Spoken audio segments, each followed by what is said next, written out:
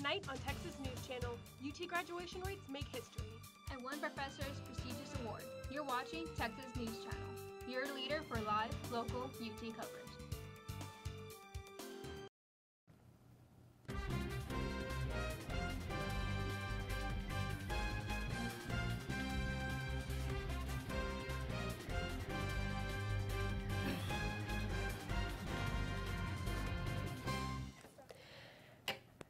Good evening, welcome back to Texas News Channel. For Monday, October 8th, I'm Holly Smith.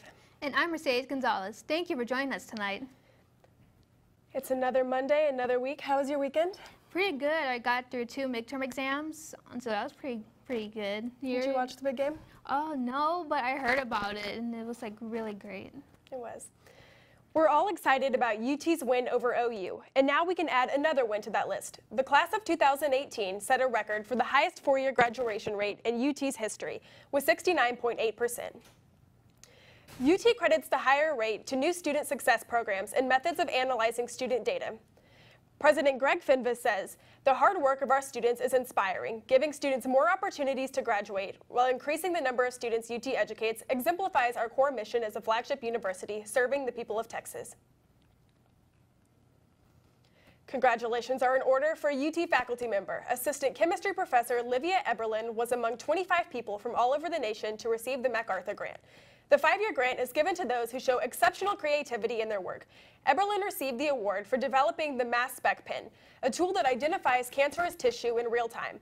Eberlin says, "I feel extremely honored and humbled because this is a very special fellowship that recognizes people for their talent and creativity, not for a specific project or their past work." Well, that's exciting. But in more serious news, UT fraternity Sigma Alpha Epsilon continues to operate after being suspended over reports of hazing. The national chapter of SAE suspended a fraternity almost a year ago after receiving an anonymous tip about the abuse. UT also conducted its own investigation and suspended the chapter in March. University officials say fraternity members were required to eat and drink fear-like substances, and forced into an uncomfortable space inside a fraternity house called The Hatch. A press release says members continue to operate under the fraternity's charter name, Texas Row. I would say it's kind of wrong, morally wrong, and they're not upholding their punishment. And I think the university should do something. They definitely jumped through a loop pretty good there. I mean, they got around it, but it wasn't morally correct. One of our fellow Longhorns is still on life support after 8 days following a car accident. Nicholas Cumberland was on his way back from a Texas Cowboys retreat when the truck he was in flipped multiple times, injuring 5 others in the car.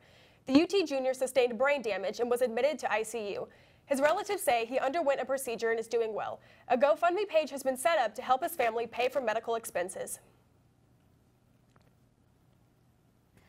The search for a 25-year-old man who went missing in Austin has been called off after authorities found a body in Lake Austin. Christopher J. White went missing over the weekend after attending ACL.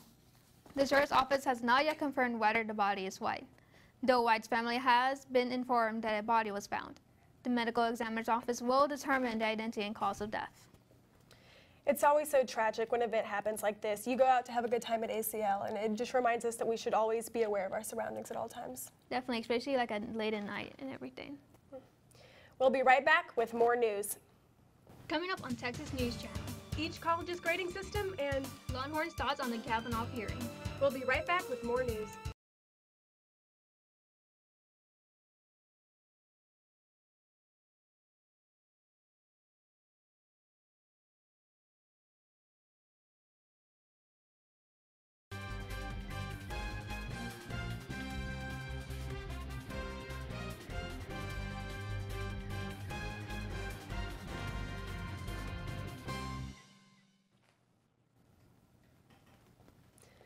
How would you feel if your test grades weren't based on the amount of questions you get right or wrong?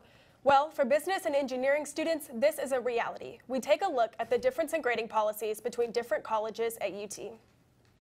I think usually how it goes in McCombs is around 60% of the people need to get a B or above. I'm not sure the actual policy, but with the curve, it depends. If it's a core class, then there does need to be a curve, whereas like electives, every single person could get an A if the professor decides that's what they want. Curves for both schools are not predetermined and can vary depending on class averages or test grades. A lot of the time your average doesn't directly reflect what grade you're going to get in the class because there is a curve at the end. However, you don't really know that going throughout the semester, so it's kind of stressful whenever you're trying to, work hard for your grades. Some students don't think the curves are fair for other majors. Personally, as an international relations and global studies major, I don't really feel like it's fair that engineering and business students get to have such a big curve at the end of the semester. But at the same time, I get that their majors are harder, so I think UT needs to decide that if they want to have curves, then all of the colleges need to do curves. However, curves can be beneficial besides just bumping grades up. I guess the thing with curves is it gives the opportunity for professors to challenge us more. Sometimes it's frustrating because you're like, well, why wouldn't you just make the test easy enough for you to get your actual grade? But I think overall it's nice because it pushes you to realize you're not always going to know the answers, but you can still be successful. Mason Carroll, Texas News Channel. Like many others, you may overlook the products and infomercials we see late at night. Some, like a one-handed egg cracker and separator, have been criticized as useless. But for people with disabilities, many of these products help in doing what we might think are easy tasks. Products that are often mocked as lazy or useless can actually have important implications for those with disabilities. As seen on TV, products such as the sock slider or MyPillow may seem like the setup to a bad joke, but these items can make it possible for individuals to do things on their own that they would otherwise need help with.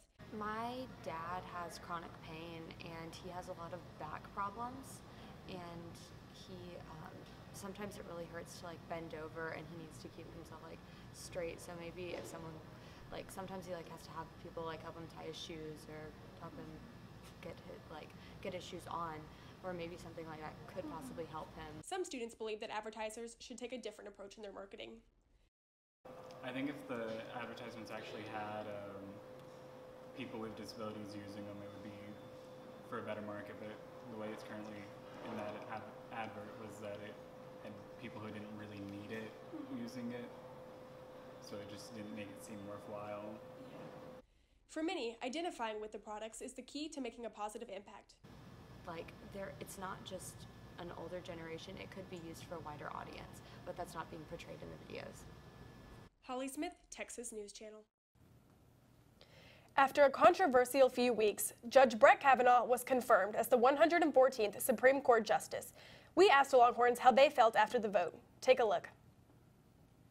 I just think that's an example of how broken the system is and how this can be a learning curve for us to make a change because we're letting people into power that are detrimental to society. The odds were just stacked against her from the beginning, so I wasn't surprised. I wasn't happy that he was confirmed, but I definitely wasn't surprised either. It definitely has angered a lot of people, but I think with that anger we can try to make change and just keep the dialogue going and hope that one day this will happen again. I believe Blasey Ford. The Democrat Senate candidate Beto O'Rourke came to campus and spoke to Longhorns. 2,450 people signed up for the event. Our reporters say everyone cheered for the musician who opened up for the politician. O'Rourke discussed multiple issues, including climate change, immigration, and the criminal justice system. Remember, Longhorns, tomorrow is the last day to register to vote. If you haven't done so yet, don't worry. UT organization Texas Votes guides you through the process. Let's take a look. 2018 midterm election is just around the corner on November 6th, and early voting begins Monday, October 22nd through November 2nd. If students still need to register to vote, whether it is their first time voting or change their address to be eligible to vote in Travis County, students can drop by Texas Votes and other student organizations tabling West Mall to pick up registration form. To register, all you need is the form and a driver's license number, or the last four numbers of your social security. On early voting and election day, you will need a form of ID. Texas has like 7 forms of ID that you can use. It includes a Texas driver's license, a U.S. passport, a handgun license, and like a few other forms of ID. But if you're an out-of-state student, make sure that if you don't have a Texas driver's license, you bring your U.S. passport. Or if you don't have any of the seven forms of ID, there are other things like utility bills or like the voter registration card that you get in the mail. Under Texas Votes, they have the Civil Engagement Alliance, a group of nonpartisan student organizations. Their goal is to get as many people registered to vote as possible and increase turnout. In the 2014 midterm elections, UT had an 18% turnout. This year, Texas Votes hope to reach 30%. The majority of students, I would recommend voting in Austin because you won't have to undergo the mail-in ballot process. You won't have to make sure everything gets in right on time or else your vote doesn't count. You can vote simply at the PCL and FAC. During early voting on November 1st, the Civic Engagement Alliance will have a party at the polls called Vote Fest at the FAC to make waiting in line more fun with live music. Mercedes Gonzales, Texas News Channel. So we had some spotty showers today. We did. I definitely forgot my umbrella and I got poured on, so I hope you had better luck than I did. Oh no, well, hopefully maybe we'll see less rain throughout this week. I agree. Let's see what Allyson has in store for us in the Weather Center. Allyson? Thanks, Holly. Well, today's showers look like they're going to stick around until tomorrow, but after that, we can expect some sun for a while. I'll tell you more about it after the break. Stay tuned.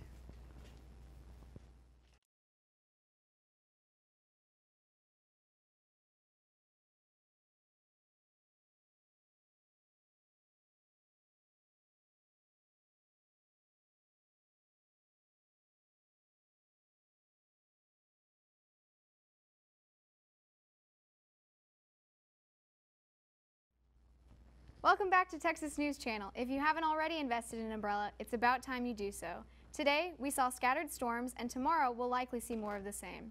We have the same high chance of showers and thunderstorms all day, continuing through the evening.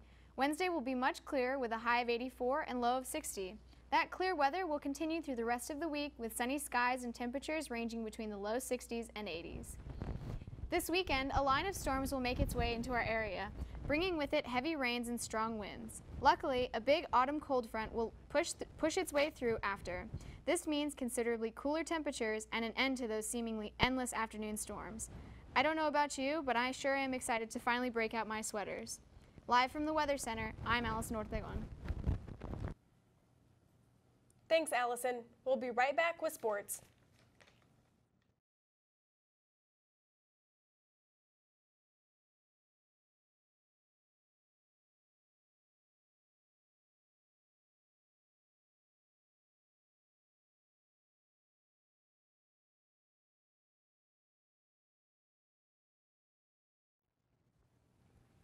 Welcome back to Texas News Channel. Over the weekend, Longhorn football fans flocked to the State Fair in Dallas for the annual Red River Rivalry game. Here to break it down for us is TSTV Sports' Emmy Bazinet. Thanks, Holly. Over the weekend, UT faced up against number 7 OU in the famous Red River Rivalry. And boy, are these Longhorns ready to play. Kyler Murray wastes no time and lobs the ball to Hollywood Brown, who secures the first touchdown of the game. As we see here, there he goes, and Marquise gets the first touchdown of this Red River game. The Longhorns will respond with Trey Watson. There he goes, and he stumbles into the end zone, and you can tell these Longhorns are completely fired up. Sam Ellinger demonstrates his feet and rushes the ball straight to the end zone, and hook 'em horns for Texas. Ellinger secure in the pocket and to Little Jordan, and another touchdown for Texas as they take a significant lead over the Sooners. Hollywood Brown leads OU's comeback with a touchdown to remind UT that this game is not over yet. And it's Sermon who secures another touchdown for OU, and it's all tied up. It all comes down to true freshman Cameron Dicker. Will he make it? And it's good with the game-winning field goal, and the Longhorns are over the moon as they finally beat OU for the first time since 2015 and are now ranked number 9 in the AP poll. Thanks, Emmy. Let's head over to Rebecca to see what's new in Hollywood. Rebecca? Thanks, Holly. Coming up next, we'll talk art, Amy Schumer, and ACL. Stay tuned. We'll be right back.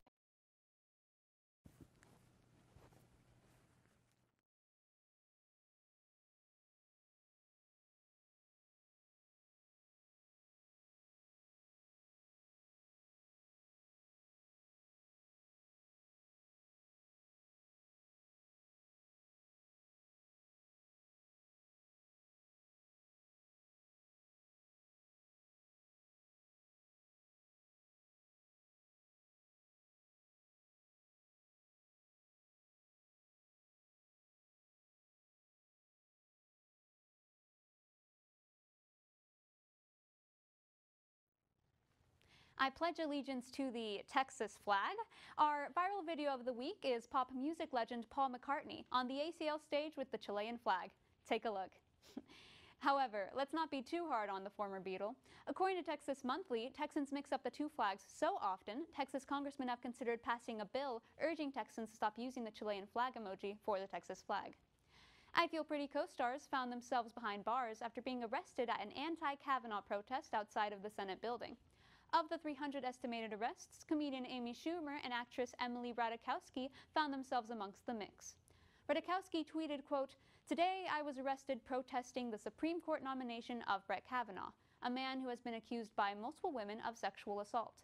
Men who hurt women can no longer be placed in positions of power." The two are no longer in police custody and have been openly posting about their experiences on social media.